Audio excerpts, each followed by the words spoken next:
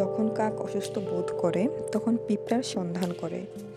কাক অসুস্থ বোধ করলে পিঁপড়ার বাসার কাছে গিয়ে বসে, ডানা মেলে দেয়, নিশ্চল হয়ে থাকে এবং পিঁপড়াদেরকে তার উপর আক্রমণ করতে দেয়।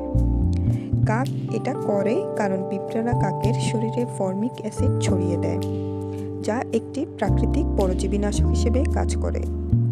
এই অ্যাসিড কাককে ছত্রাক, ব্যাকটেরিয়া এবং পরজীবী থেকে মুক্তি পেতে সাহায্য করে, যাতে ওষুধ ছাড়াই এটি সুস্থ হয়ে ওঠে।